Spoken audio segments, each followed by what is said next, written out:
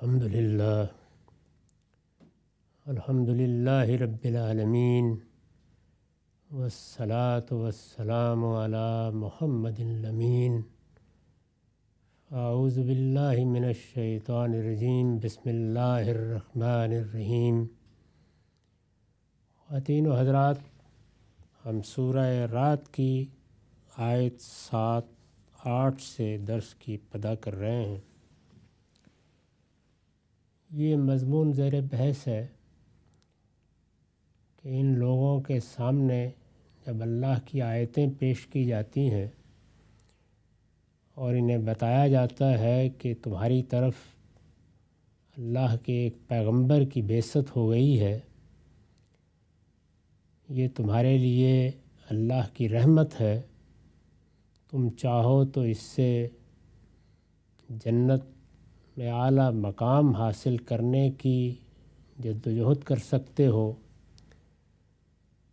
اور اگر نہیں چاہو گے تو اس کے کچھ نتائج ہیں وہ نکل آئیں گے۔ جب ان نتائج کے بارے میں انہیں خبردار کیا جاتا ہے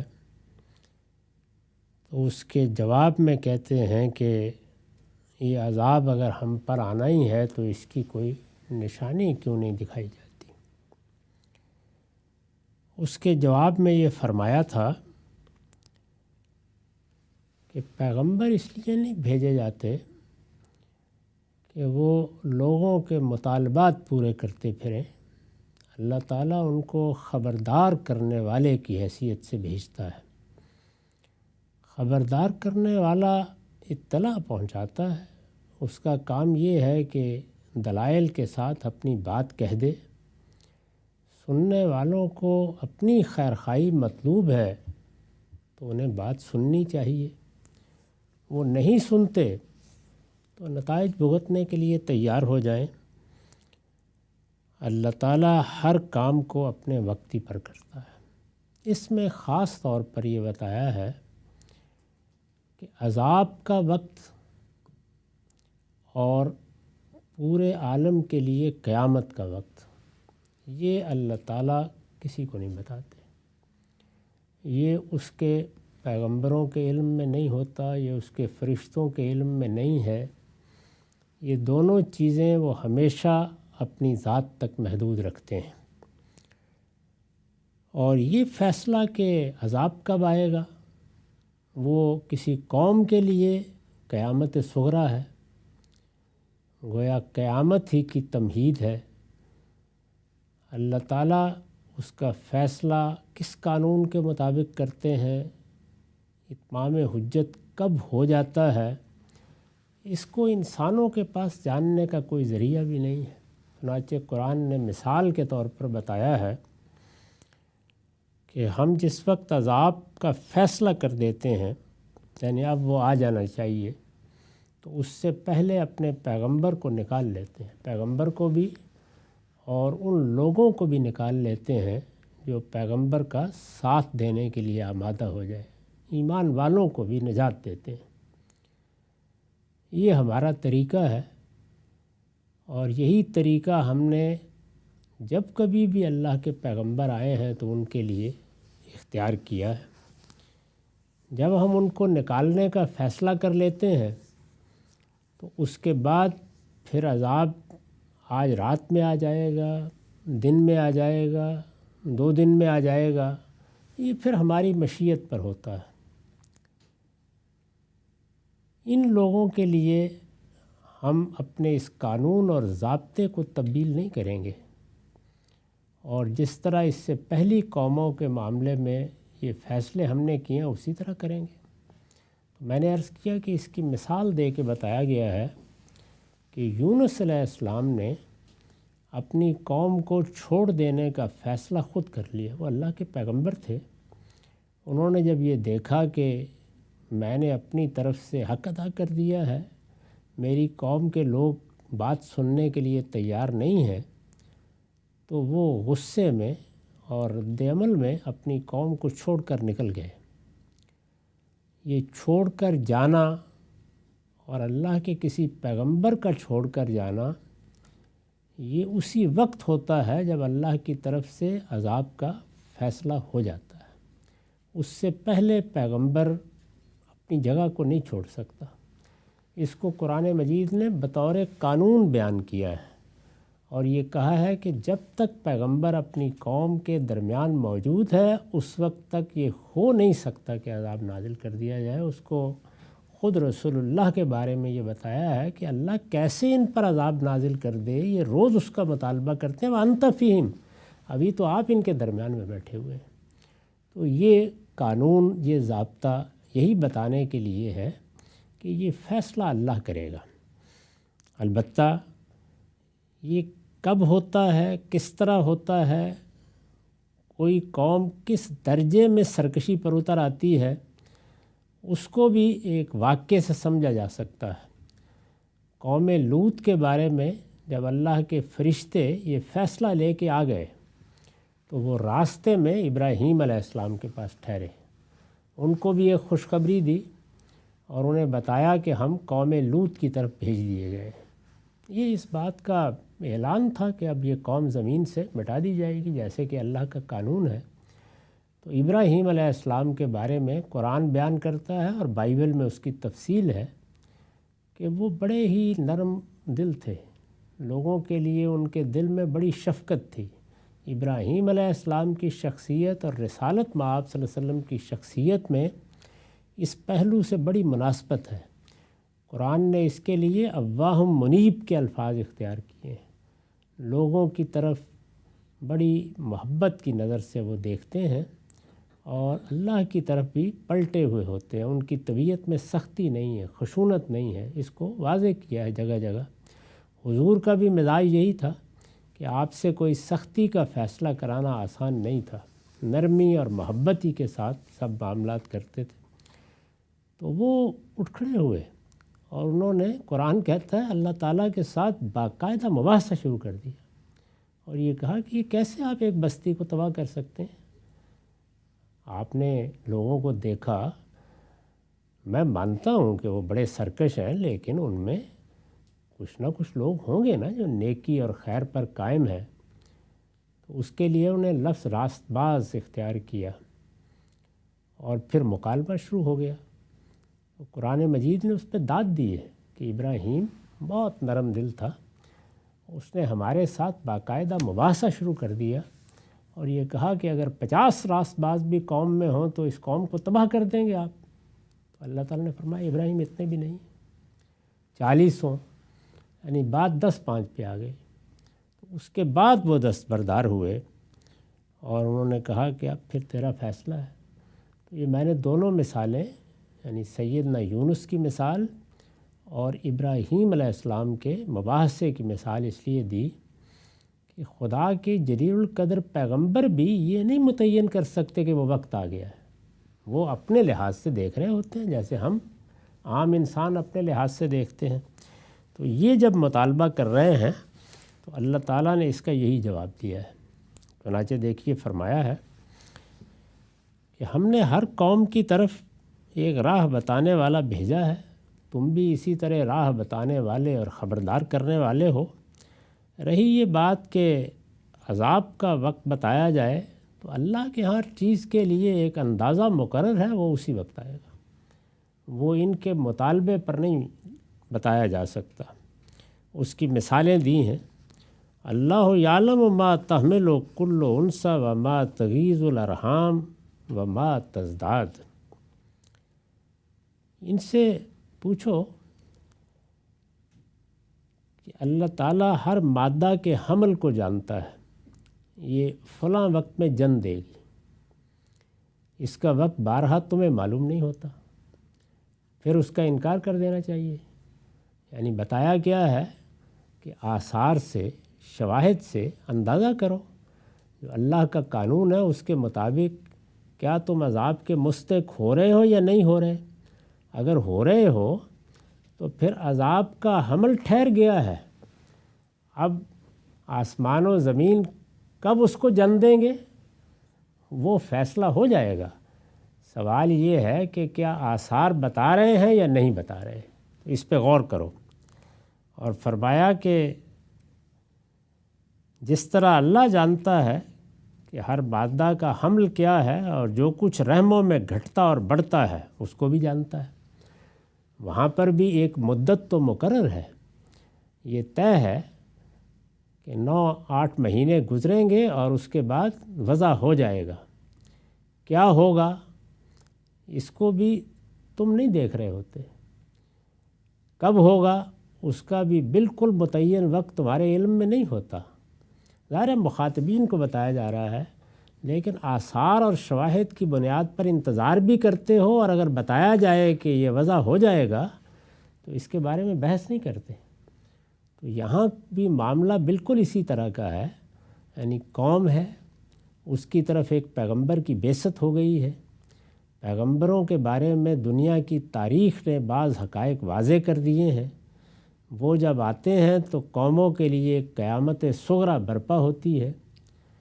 تمہارے رویے وہی ہیں جو اس سے پہلی قوموں کے رہے، پیغمبر اسی طرح سے انذار کر رہا ہے، خبردار کر رہا ہے جیسے پہلے پیغمبروں نے کیا۔ اس کے بعد پھر نتیجہ کیا وہ نہیں نکلے گا جو ہمیشہ سے ہر حمل کا ہر مادہ کے لیے نکلتا ہے، وہی نکلے گا، تو وضع ہو جائے گا اپنے وقت پر۔ تو عذاب کا وقت جاننے کے معاملے میں یہ جو سوالات تم کر رہے ہو اور چندرا کے پوچھتے ہو، اس کی کوئی حقیقت نہیں ہے۔ تو فرمایا کہ وَكُلُّ شَيْءٍ عِندَهُ بِمِقْدَار، ہر چیز اس کے ہاں ایک اندازے کے مطابق ہے، یعنی ہر چیز کے لیے ایک طے شدہ وقت ہے۔ تم اگر شور مچا دو کہ 3 مہینے کے بعد ہی ہماری اونٹنی کو جن دینا چاہیے تو جن دے گی، اس کے لیے ایک طے شدہ وقت ہے، اور اس نے کیا جننا ہے وہ بھی طے ہے، قاعدے کے مطابق پرورش پا رہا ہے، وقت آئے گا تو ہو جائے گا۔ عذاب کا معاملہ بھی یہی ہے، یعنی جب کسی قوم کی طرف رسول آ جاتا ہے تو گویا حمل کی تمہید بن جاتی ہے، پھر جس حادثے کو ہونا ہے وہ حادثہ اس قوم میں پرورش پاتا ہے، اس کے آثار دیکھو، اس کے شواہد دیکھو، نتیجہ تو نکلنا ہے، ہر حال میں نکلنا ہے۔ کیا نکلے گا وہ اللہ جانتا ہے، اور اس کے ہاں اس طرح کے ہر معاملے میں ایک اندازہ، ایک قاعدہ، ایک قانون مقرر ہے، اسی کے مطابق ہوتا ہے۔ اس کی وضاحت میں نے لکھا ہے، مطلب یہ ہے کہ جس طرح ہر حاملہ کے وضع حمل کا ٹھیک وقت صرف اللہ کے علم میں ہوتا ہے، اور وہی جانتا ہے کہ اس میں درپردہ کیا کمی بیشی ہو رہی ہے، یعنی پرورش درست سمت میں ہو رہی ہے، غلط سمت میں ہو رہی ہے، کوئی اس ناقص ہو گیا ہے، وہ بالکل ٹھیک طریقے سے آگے بڑھ رہا ہے، وہی جانتا ہے۔ فرمایا اسی طرح عذاب کا وقت بھی اسی کے علم میں ہے، اور وہی جانتا ہے کہ تمہارے حالات کے لحاظ سے اس میں کیا کمی بیشی کرنی ہے، یعنی تم کس درجے کے عذاب کے مستحق ہو گئے ہو، تمہارے اندر لوگوں کے مختلف حالات کیا ہیں، ان میں سے کس کو ابھی مہلت دینی ہے اور کس کو نہیں دینی ہے، یہ سب چیزیں وہی جانتا ہے، اور جب وہی جانتا ہے تو اپنے اندازے کے مطابق وہ فیصلہ کرے گا۔ میں تو جو کچھ بتا سکتا ہوں وہ یہ ہے کہ اپنے عقیدہ و عمل کے فساد کا حمل تم لوگ بھی قبول کر چکے ہو، یعنی جو ہونا ہے وہ ہو چکا ہے، تمہید بن چکی ہے، اور اپنی مدت کو پہنچ کر وہ بھی لازماً ظہور میں آئے گا، یعنی یہ میں بتا سکتا ہوں کہ یہ طے ہے کہ یہ نتیجہ نکلنا ہے۔ میں اسی سے تمہیں خبردار کر رہا ہوں جس طرح پہلی قوموں کے رسول کرتے رہے۔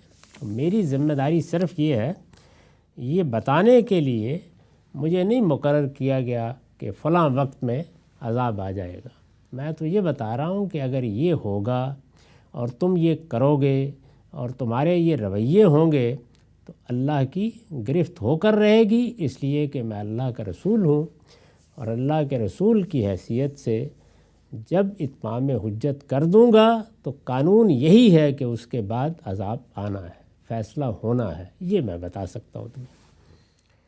ارشاد فرمایا کہ وَكُلُّ شَيْءٍ عِندَهُ بِمِقْدَار، عالم الغیب والشہادہ الکبیر المتعال، وہ غائب و حاضر کا جاننے والا ہے، یعنی میں نہیں، وہ پروردگار، وہ زمین و آسمان کا خالق ہے جو غائب و حاضر کا جاننے والا ہے، سب سے بڑا ہے، سب سے برتر ہے، یعنی یہ اسی کی حیثیت ہے، یہ اسی کی شان ہے کہ وہ ان سب چیزوں سے واقف ہے۔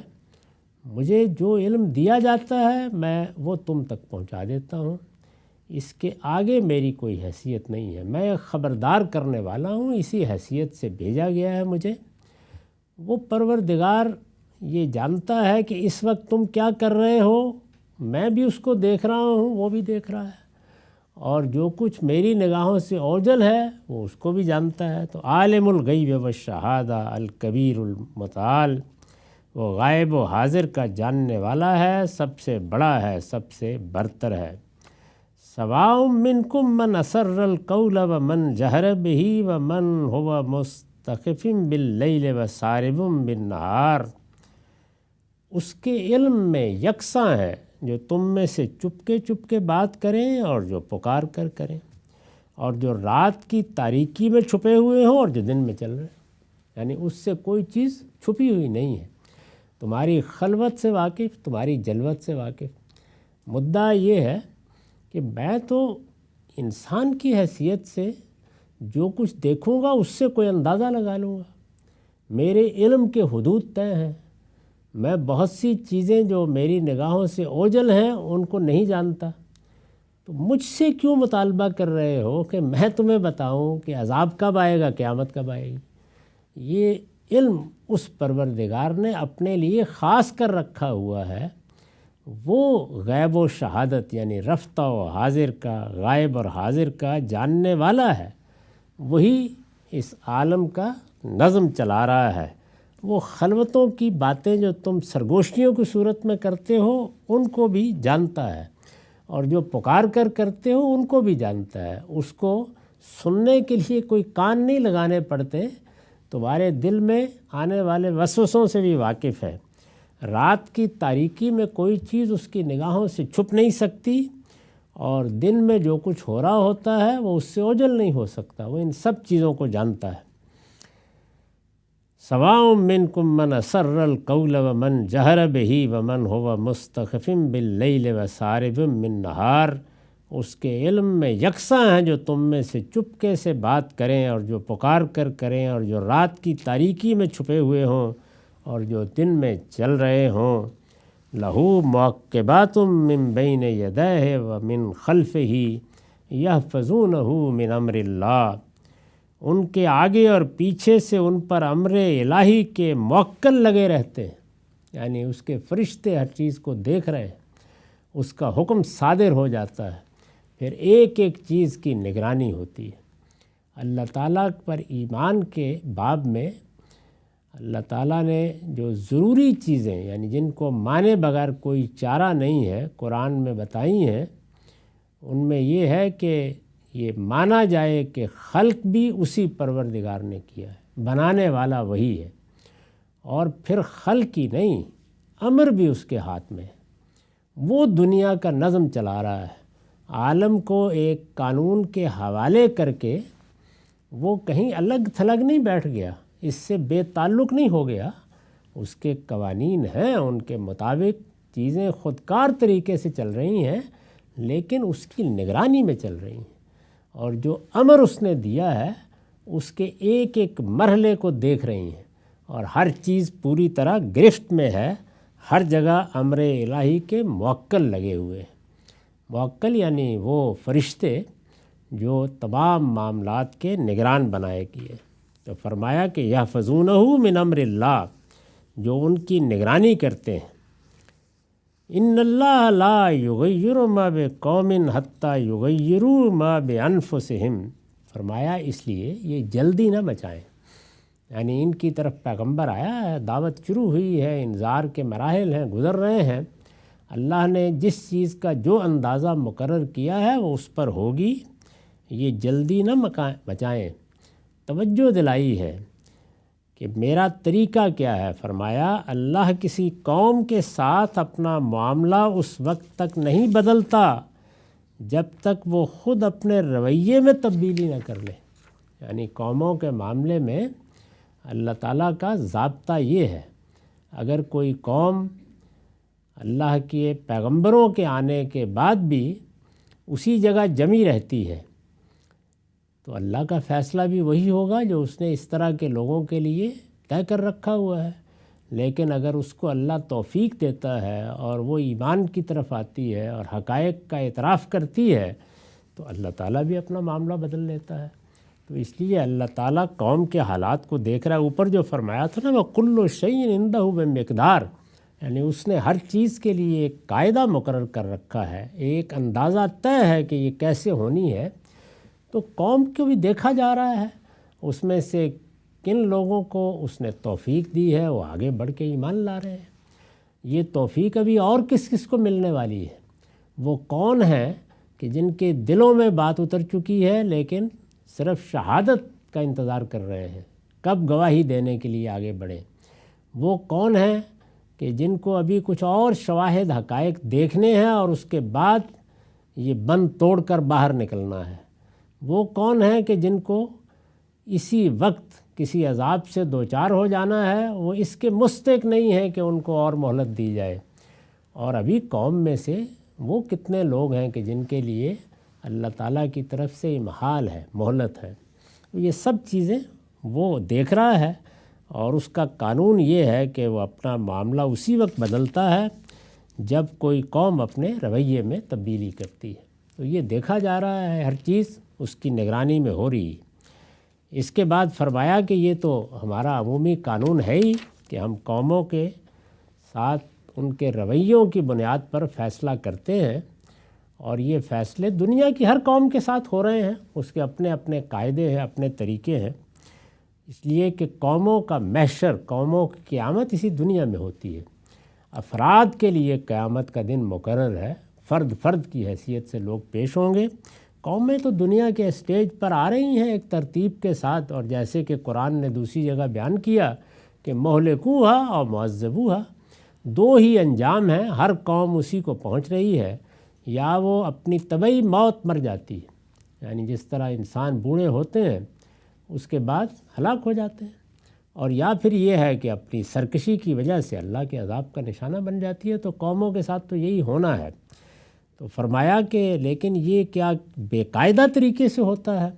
نہیں، اس کے لیے قاعدہ ہے، کہ قوم کا رویہ کیا ہے، علم میں کیا ہے، اخلاق میں کیا ہے، اللہ اس کو دیکھتا ہے، پھر اس کے بعد تبدیل کرتا ہے۔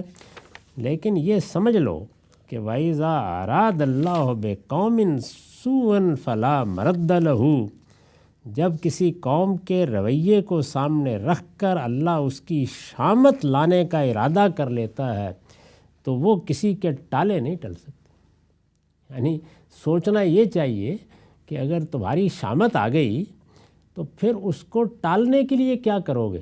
یعنی دنیا میں تو کوئی راستہ نہیں ہے، تو اللہ ہی کے مقابل میں تمہیں کھڑا ہونا ہوگا۔ اور وَمَا لَهُم مِّن دُونِهِ مِّن وَالٍ، اور نہ اللہ کے مقابل میں ان کا کوئی مددگار ہو سکتا ہے۔ یعنی نہ وہ شامت تمہارے کہنے سے ٹلے گی، نہ بھاگنے سے اس سے نجات ہوگی، نہ کسی کی مدد مانگ سکتے ہو۔ تو غور تو اس پر کرنا چاہیے، وقت کے بارے میں کیا پوچھتے ہو بار بار کہ کب آئے گا کب نہیں آئے گا۔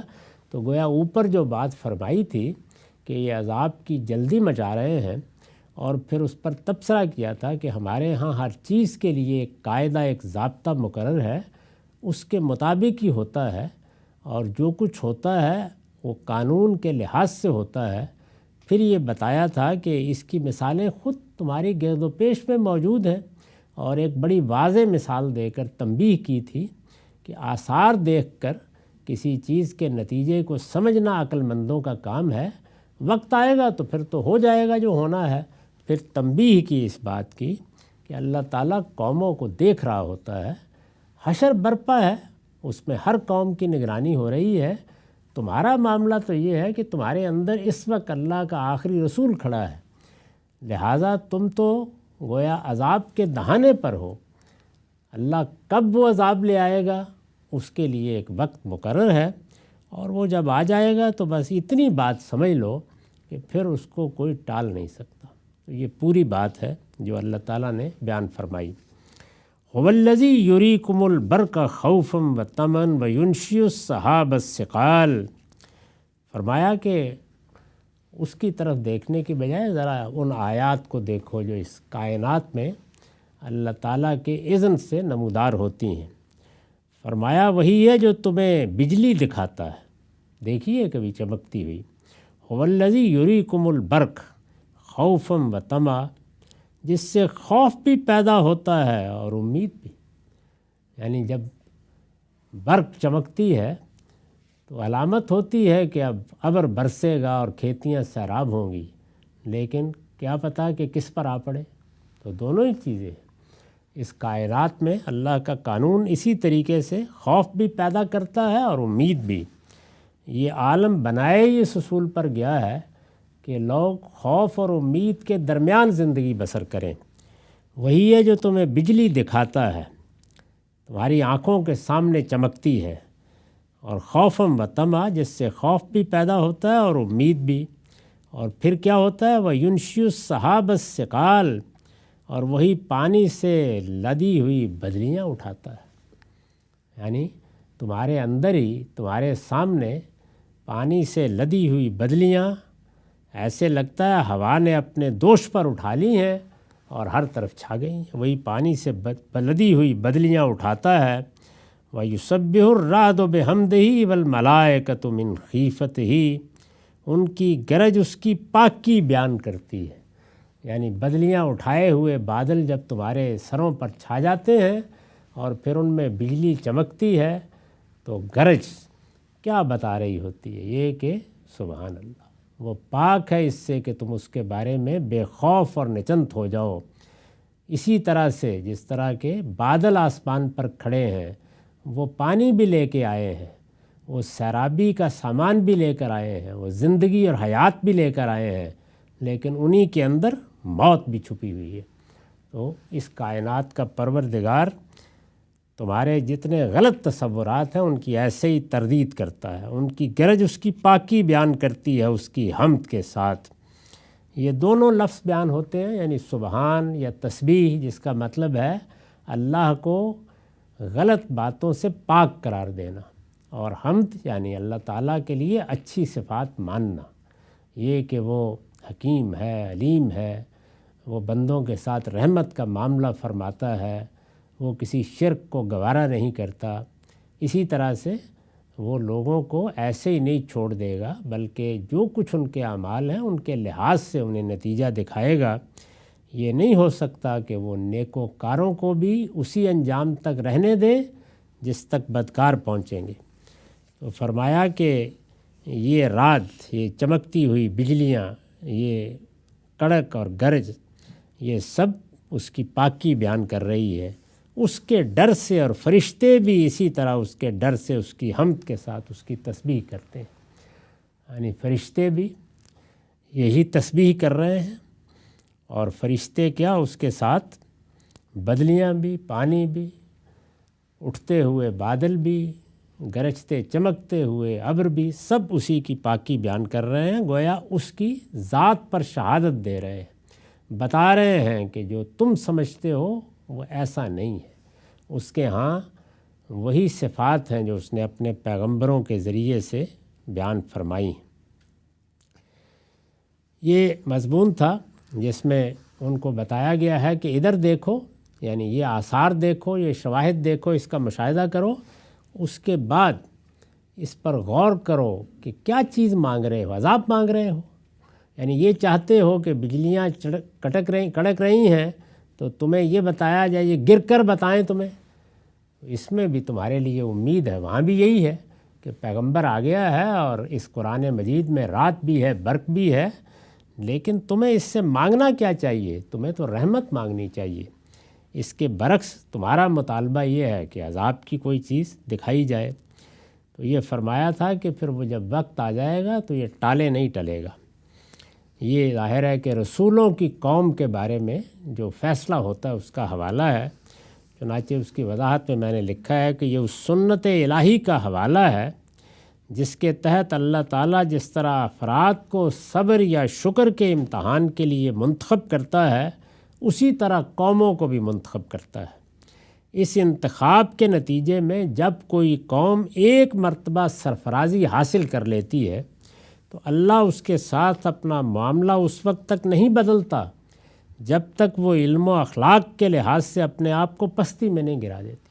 یعنی قوموں کو موقع تو اللہ دیتا ہے جیسے افراد کو دیتا ہے، لیکن جب کوئی قوم سرفرازی حاصل کر لے، دنیا میں وقار حاصل کر لے، دنیا میں برتری حاصل کر لے، تو پھر اللہ دیکھتا ہے کہ کیا یہ علم و اخلاق کے لحاظ سے اپنے آپ کو فی الواقع اس کا مستحق ثابت کرتی ہے یا پستی میں گرا دیتی ہے۔ یہ خدا کی غیر متبدل سنت ہے، اور اپنی اس سنت کے مطابق جب کسی قوم کے لیے بار بار کی تنبیہات کے بعد وہ ذلت و نکبت کا فیصلہ کر لیتا ہے کہ اب اس قوم کا خاتمہ کر دینا ہے، تو اس کا یہ فیصلہ کسی کے ٹالے نہیں ٹلتا، اور دنیا کی کوئی قوت بھی خدا کے مقابلے میں اس کی قوم کی کوئی مدد نہیں کر سکتی۔ انسان کی پوری تاریخ قوموں کے عزل و نسب میں اس سنت کے ظہور کی گواہی دیتی ہے۔ یعنی دنیا میں سب قوموں کے ساتھ اللہ کا یہی معاملہ ہے۔ اس میں کچھ مزید چیزوں کی وضاحت کریں گے۔ اقول و قولی ھذا واستغفر اللہ لی و لکم ولسائر